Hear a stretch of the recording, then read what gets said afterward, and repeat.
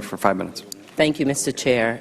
Thank the witnesses for being here. Governor, I just had a question. Are there any arrangements being made for the people of Flint to get their money back for paying for water that obviously is damaging? Yes, Congresswoman, that process has already been set up. The appropriation's been made. Okay. We made a calculation, and again, people shouldn't have to pay for that water. I agree. So what we did is we did an analysis to show there's a water and sewer bill. The sewer piece is a separate issue, but with respect to the water bill, we tried to do a calculation, and we roughly said about half the water was for drinking, cooking, those kind of activities. The rest is for flushing your toilet, doing your laundry. We rounded up to 65%. We went back in the records to April of 2014 through the period, and again, for our math, we used the end of April 2016. I'm not saying it will be done by then, and we'll add months if we need to. We did a calculation, and 65% of the water portion of the water and sewer bill amounted to $30 million roughly. I went and asked for a supplemental appropriation. The legislators were very supportive. We've got that in place.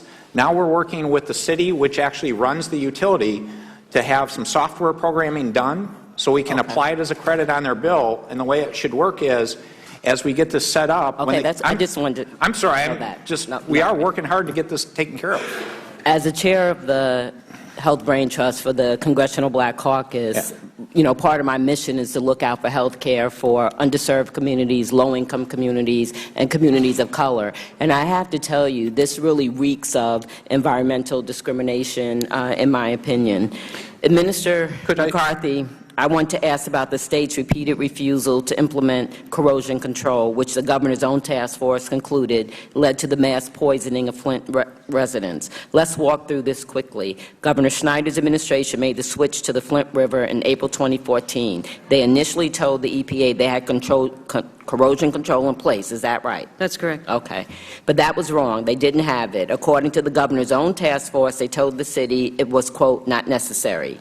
EPA discovered this, and on April 24, 2015, EPA official Miguel Del Toro sent an email to Governor Snyder's administration expressing concern that they had not started implementing corrosion control. He wrote, and I quote, as far as treatment determination, there are only two scenarios for a large system to be deemed to have optimized corrosion control without treatment, and Flint does not appear to meet either. Is that correct? That is correct.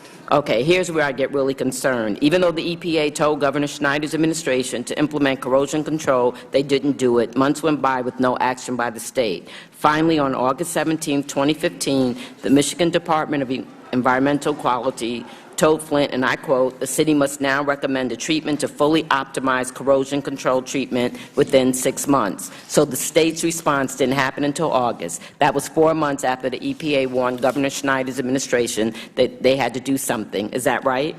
That's correct. Also, to me, 6 months seems ridiculously long time to wait when lead has been leaching from the pipes for over a year and people throughout Flint were getting poisoned. Do you agree? Yes, I do.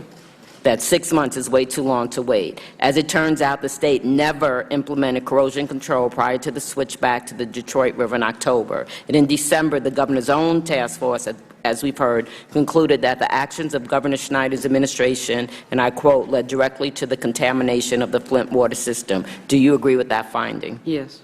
I know people have asked you if you have any regrets or if you wish EPA had done anything differently. In this case, it seems like Governor Snyder and his administration were fighting you at every turn. They were completely unable to handle the crisis. Looking back, do you regret that you didn't recognize the utter dysfunction in the state sooner so you could step in and take away control from Governor Snyder and his administration? I think there were dots that we could have connected. I think we spent way too long trusting the state that they were doing the right thing. We begged to provide them technical assistance beginning in March. We begged them beginning in April to do corrosion control.